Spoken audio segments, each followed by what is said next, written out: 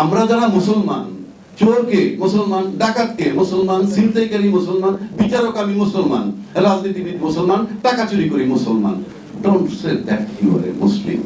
Muslim by faith and Muslim in action অনেক তফাৎ। আপনি কাগজে লেখেন আপনি মুসলিম বাই ফেইথ, ইন অ্যাকশন আপনি চোর, লম্পট, বাটপার। সুতরাং আমি সেটাই বলতেছি যে ইসলাম যে আপনি ধারণ করবেন, it is very tough thing. ইসলাম যারা ধারণ করছে তাদের এক্সাম্পল আমি আপনাকে দিই।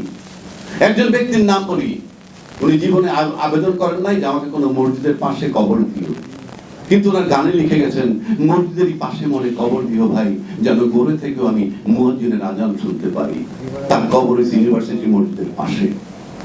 আর তাকে যারা বাস্টার্ড বলছিল, হুমায়ুন আজাদ, সে মারা যাওয়ার পর তার পরিবার আবেদন করছিল ওইখানে যেন তার কবর দেওয়া হয়। ইউনিভার্সিটি কর্তৃপক্ষ বলছে এখানে আর কারো কবর হবে না। তার কবর হচ্ছে মুন্সিগঞ্জের গাড়িখোলায়। উনি কিন্তু ভাষা বিজ্ঞানের উপরে ডক্টরেট। হু কেয়ারস? পেট মোটা হইলে যে দাঁড়াবে হইতো, আমার বাপ পুলিশের আইজি হইতো। তো বিষয়গুলো এরকম। আপনি লেখাপড়া করার মানে কি? একজন কথা বলছিল search knowledge though it be in China. আবার সক্রেটিস বলছিল our first step to knowledge is to know that we are ignorant. আর আমি ব্যক্তিগতভাবে বলি, কেউ যদি বুঝতে হয় যে সে মূর্খ লোক, এই মূর্খ, সে যে মূর্খ এটা জানতে হলে তার বিএ পাস করতে হবে। বিএ পাস করার পর একটা লোক বুঝতে পারে যে সে মূর্খ, সে কিছুই জানে না।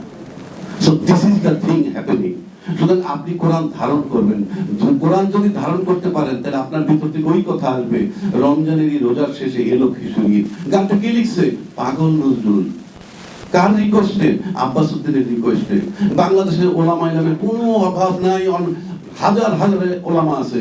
আজও পর্যন্ত 1930 সালে এই গান লিখছে, এখন রোজার শেষে ওই গানটাই বাজে, রমজানের এই রোজার শেষে এলো খুশি। ওই তাফসিরে কোরআন যারা এত পড়লেন তারা একখান গান লেখেন না। কোথায় সেই গান? এটার মানে হচ্ছে আপনি যদি কোরআন ধারণ করতে পারেন তাই এই টেক্সট আপনার ভিতর থেকে বের হবে।